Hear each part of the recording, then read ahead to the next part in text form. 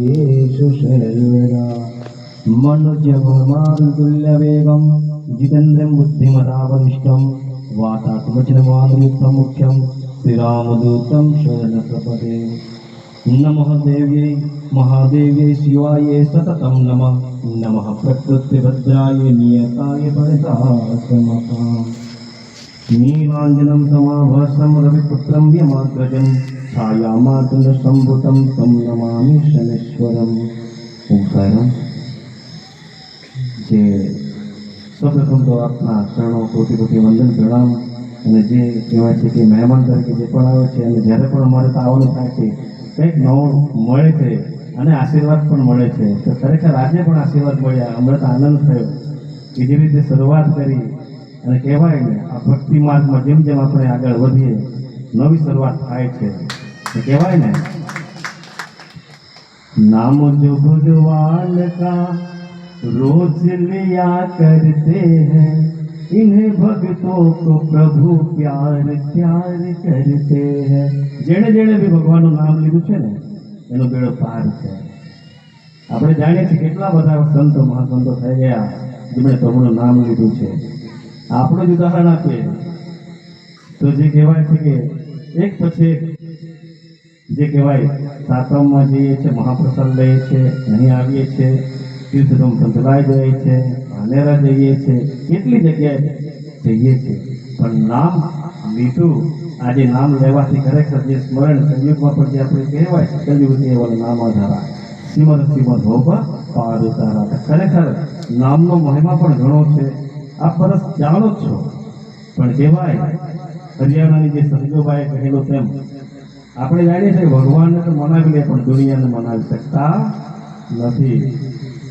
કે જે રીતે રજુભાઈ જે પંક્તિમાં કહ્યું હતું,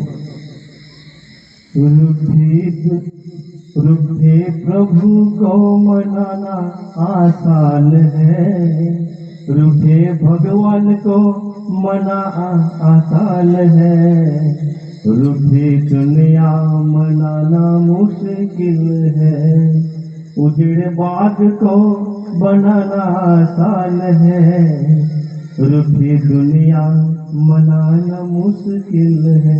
આપણે જાણીએ છીએ કે આ દુનિયામાં જાત જાતના લોકો આવશે, જાત જાતનું તમને કહેશે આ ભક્તિ માર્ગ એવો છે કે કાંટા પણ આવે, ગંભીર પણ આવે, પણ કહેવાય ને ગમે તેમ પણ ભલે કોઈ નીકળી જાય પણ એમાં અડગ રહીએ ને ખરેખર આજે પ્રહલાદને જોઈએ કે અલગ અલગ જે પણ થઈ ગયા બધા કંઈ ને કંઈક દુઃખ સહન કર્યું છે।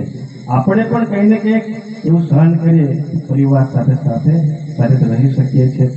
કારણ કે આપણે જાણીએ છીએ કે જે અત્યારે જે પદમ ડુંગરી માટે જે કથા માટે કહ્યું, જે સમયે પાનેરા ગયા હતા, દર પૂનમની જે ધજા કરવા જઈએ છીએ તો તે દિવસે પણ ગયા હતા, તો જ્યારે આરતીનો સમય થયો અને આરતી રેડી કરી તો એટલી વારમાં જ અમારી સામે જ આગળ વીંછી નીકળ્યું અને તરત મને થયું કે માં કુસુમાઈ દેવી યાદ કરે છે।